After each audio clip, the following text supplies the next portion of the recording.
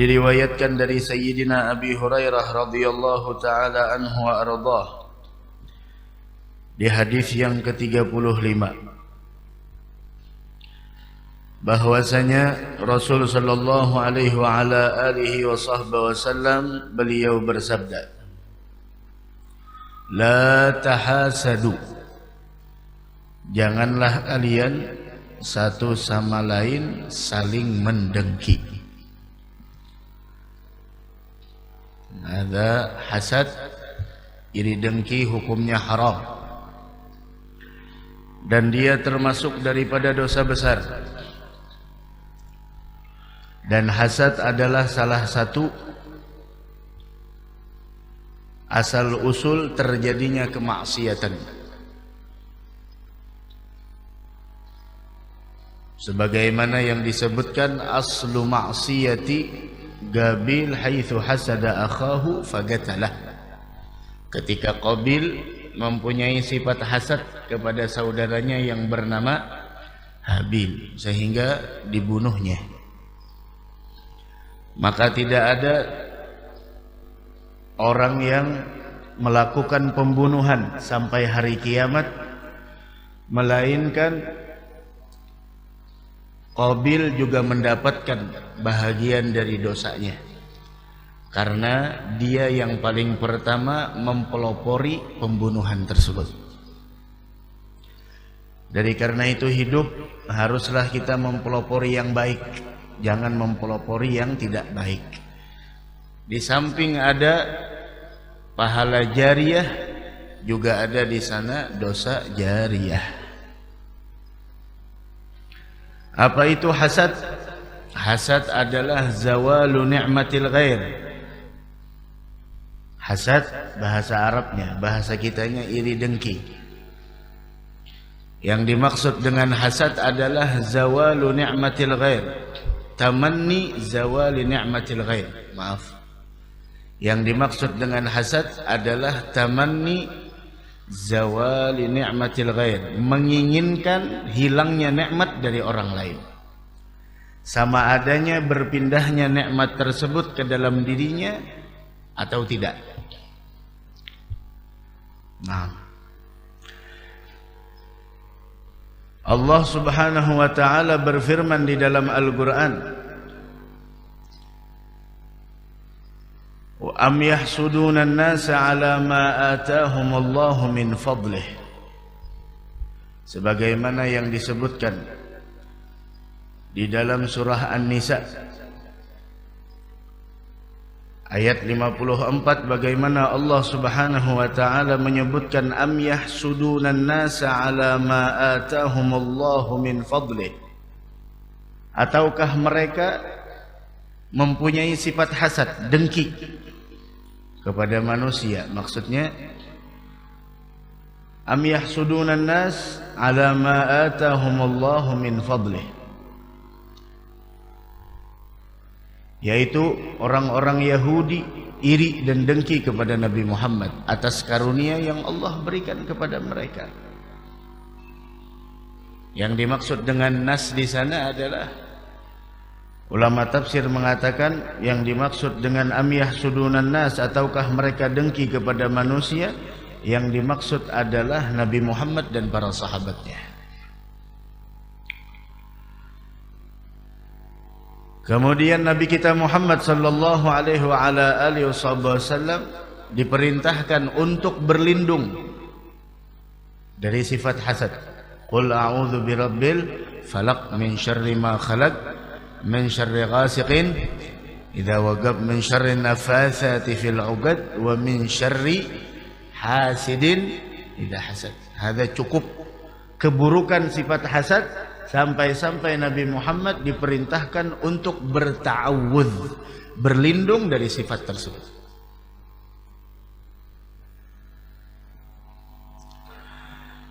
Disebutkan di dalam sebuah hadis bahwasanya Nabi kita Muhammad sallallahu alaihi wasallam beliau bersabda, di antaranya larangan la tahasadu, iyyakum wal hasad,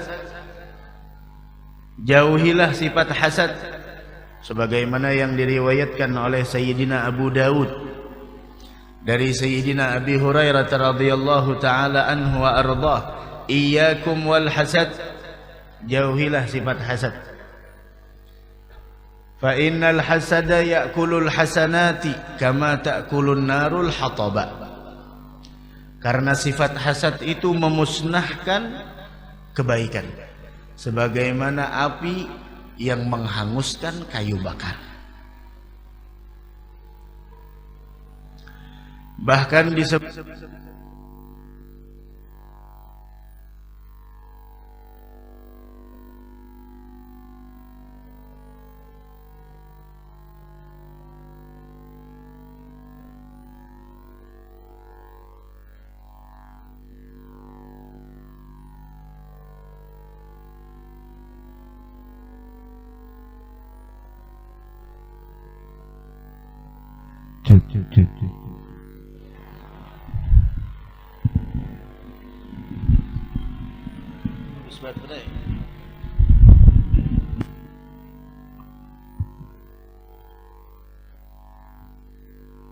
La ilaha illallah.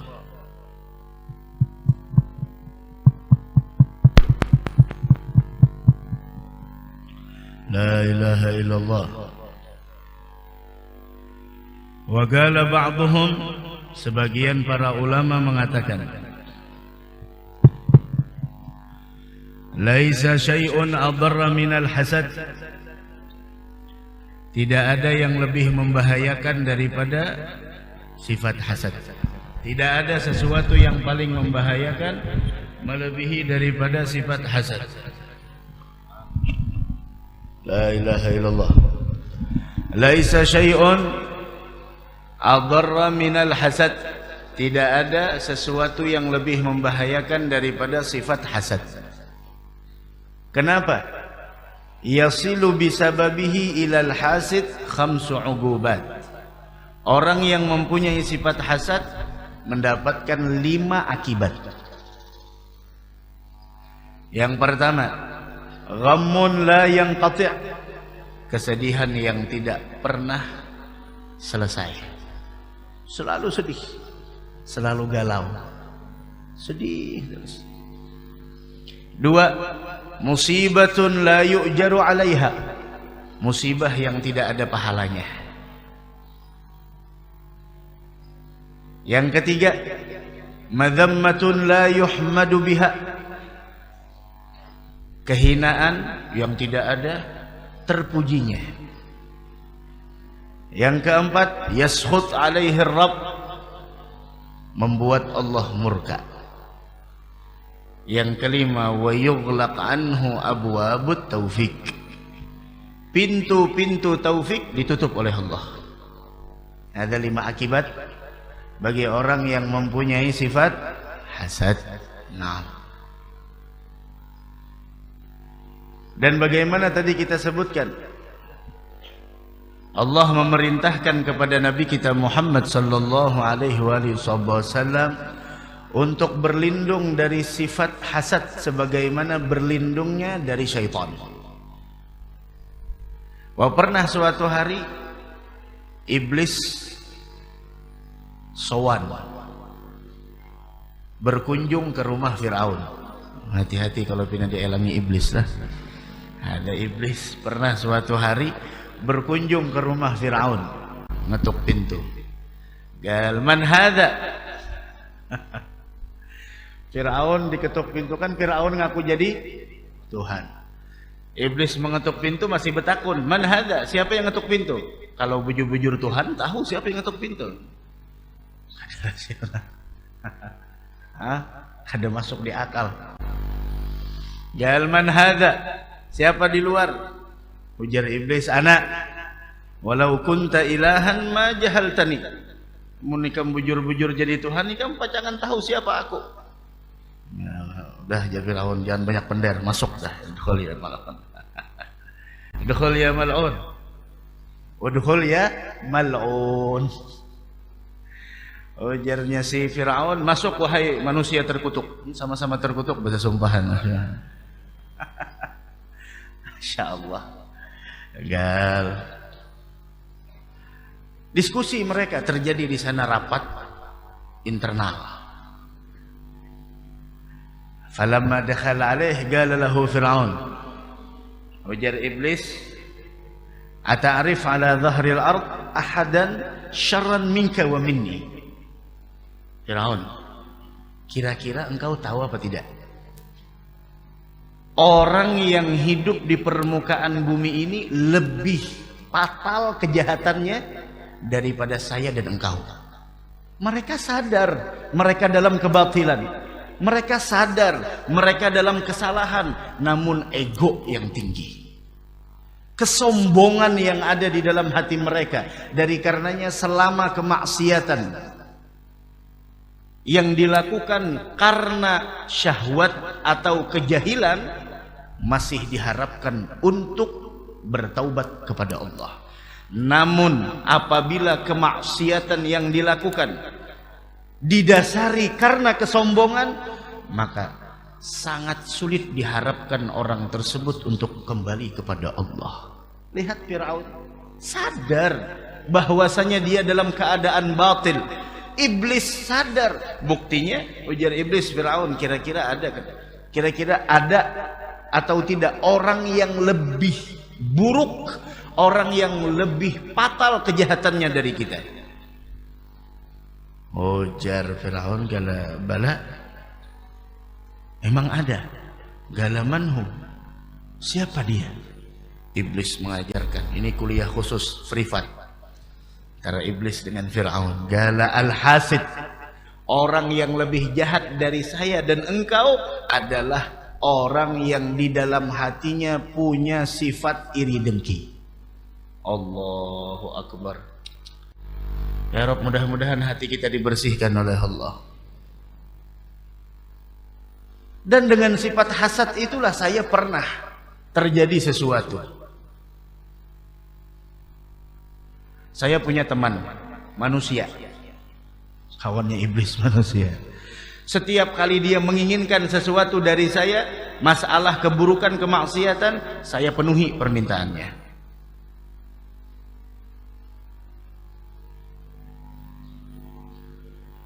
Saya punya teman, apapun yang saya inginkan darinya, dari keburukan, selalu memenuhi permintaan saya. Ujar iblis, kada sembahyang, kada sembahyang. Ujar iblis, lakukan kemaksiatan. Saya punya teman, Masya Allah, teman saya itu orangnya Masya Allah manut sama saya, dan saya punya jasa sama dia. Kenapa? Karena dia begitu manutnya sama saya. Nah terus saya pernah suatu hari menawarkan kepadanya, engkau mau apa saya kabulkan. Lalu manusia tersebut mengatakan, ya iblis, loh kenapa bisa komunikasi dengan Am? Di zaman dahulu iblis masih bisa dilihat, masih bisa dibedakan mana iblis, mana manusia. Wah, semakin kesana semakin samar kayaknya. Ya iblis, saya punya tetangga. Tetangga saya itu punya sapi, maka saya minta tolong musnahkan ternak sapinya tersebut. Ujar iblis, la quwwata ala dzalik, la quwwata li ala dzalik, saya tidak mampu. Ditawarkan oleh iblis, begini aja, karena saya menawarkan untuk melakukan sesuatu yang harus saya lakukan dan saya tidak mampu melakukannya, saya berikan engkau sebagai ganti itu, asal jangan memusnahkan 1 ekor sapi tetanggamu, saya beri engkau 10 ekor sapi, bagaimana? Maka orang tersebut mengatakan, galala ulit, la, saya tidak mau. Tidak ada yang saya inginkan melainkan musnahkan sapinya tersebut. Dari situ saya tahu, kata iblis, orang yang mempunyai sifat hasad lebih buruk dari saya dan dari engkau, wahai Fir'aun. Oh, mintulah aja Fir'aun. Ada salah satu manakib Fir'aun tak kayak itu tak. Syuf. Dari karenanya al-hasid jahid. Orang yang punya sifat hasad, dia telah memungkiri takdir dari Allah. Li'annahu la yarda bi qada'il wahid, karena dia tidak pernah menerima dengan apa yang telah diputuskan oleh Allah yang Maha Tunggal. Dari karenanya disebutkan dalam sebuah syair, ala qul liman bata li hasidan, wahai orang yang menghabiskan malamnya sedangkan di dalam hatinya terdapat sifat hasad, atadri ala man asa'tal adaba, tahukah engkau wahai orang yang punya sifat hasad, engkau telah kurang ajar terhadap siapa? Asa'ta 'ala Allahi fi fi'lihi, engkau telah kurang ajar karena engkau komplain terhadap apa yang telah dilakukan oleh Allah. Ka'annaka lam tarda lima wahab, seakan engkau tidak senang dengan apa yang telah dianugerahkan oleh Allah kepada orang lain. Kurang ajar. Dari karenanya disebutkan di dalam sebuah hikmah, al-hasud la yasud. Orang yang mempunyai sifat hasad tidak akan pernah menang, tidak akan pernah berkuasa. Wal bakhil ta'kulu amwalahul 'ida wal karim la yudamu abada. Dan orang yang pemurah tidak akan pernah binasa selama-lamanya. Mudah-mudahan kita termasuk orang yang selamat dunia wal akhirah. Amin ya rabbal alamin. Dan ketahuilah, kama tadinu tudan, sebagaimana engkau menanam, begitu juga yang akan kau panen. Sebagaimana engkau memperbuat, al jaza min jinsil amal, balasan sesuai amalnya. Pernah diceritakan suatu hari, ada seseorang yang punya sifat hasad. Begitulah hidup. Yang kerja di kantoran, yang kerja dengan bos, pasti ada orang yang iri dengan kita. Maaf, kadang-kadang berkhidmat dengan ulama pun, Masya Allah, dekat dengan tuan guru, dekat dengan habaib, ya Allah, masih ada sifat hasad. Itu terlalu dekat dengan guru, kita singkirkan. Ente orang dekat dengan guru tujuannya apa? Dekat dengan ulama tujuannya apa? Sama-sama cari berkah. Ini berkhidmat di bidang ini. Sama urusan agama, masing-masing. Ini berkhidmat bagian materinya, ini berkhidmat bagian pemikirannya, ini berkhidmat bagian keahliannya. Macam-macam. Semuanya itu tergantung kebisaannya masing-masing. Dari karenanya dikatakan oleh Sayyidina Umar bin Al-Khattab radhiyallahu taala anhu wa ardah, beliau mengatakan, ma min ahadin indahu ni'matun, apabila seseorang mempunyai nikmat, illa wajadta lahu hasida, melainkan pasti ada orang yang iri kepada orang tersebut. Dan Sayyidina Ali mengatakan, orang yang punya sifat hasad hidupnya tidak tenang. Hidupnya tidak tenang. La ilaha illallah. Dan satu lagi, permusuhan masih bisa didamaikan. Segala permusuhan masih bisa didamaikan, kecuali permusuhan yang didasari karena sifat iri dengki. Sulit didamaikan. Dari karenanya dikatakan oleh sebagian para ulama salaf, sifat hasad ini adalah dosa pertama yang terjadi di langit dan dosa pertama yang terjadi di bumi. Bagaimana terjadi di langit? Naam, ketika iblis hasad kepada abuna Adam. Bagaimana terjadi di bumi? Kama gulna, sebagaimana yang kita katakan, ketika Qabil hasad dengan Habil. Naam. Pernah diceritakan suatu hari, orang soleh, dia dekat dengan seorang penguasa di zaman dahulu, sehingga orang tersebut masuk kepada penguasa itu saking dekatnya tanpa izin. Kadang-kadang jadi penasehat, Habib dinasehati. Maka ada menteri yang pada saat itu iri dengan orang soleh ini. Dia bilang apa? Illam agtul hadzal rajul, kalau saya tidak bunuh nih orang, dia bakal menguasai hati penguasa nih, dan saya bakal diusir oleh raja. Hasad. Di kantor juga begitu, kadang-kadang karyawan Masya Allah cari muka dengan bos. Kalau bos ada, Masya Allah, apa aja dikerjakan. Tapi kalau bos gak ada, Masya Allah, suruh inilah. Kita kalau mau cari muka di hadapan Allah. Jangan cari muka di hadapan makhluk. Kalau kita cari muka di hadapan makhluk, itu membuat kita capek. Tapi kalau kita cari muka di hadapan Allah, Masya Allah, Allah akan memberikan apa yang kita inginkan. Maka suatu hari menteri tersebut datang kepada raja, ya Habib. Adalah raja itu tahu pada orang soleh yang sering masuk, yang menasihati pian, itu dia pura-pura baik di hadapan sampean, tapi di belakang dia mencaci. Masa ya? Iya benar. Dia bilang apa? Dia bilang kalau raja itu orang yang punya penyakit, apabila berbicara mengeluarkan aroma yang tidak sedap. Apa buktinya? Kalau raja mau bukti, undang. Kapan raja mau undang? Biar saya yang menyampaikan. Coba lihat bagaimana perilakunya di hadapan raja. Taib.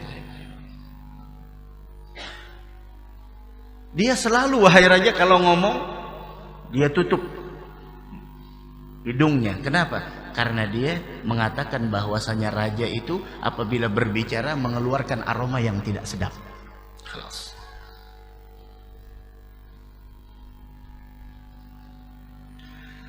Ditentukanlah, diundang orang soleh tersebut kepada raja hari tertentu. Sebelum datang kepada raja, ini yang punya sifat hasad, ngundang dulu ke rumah.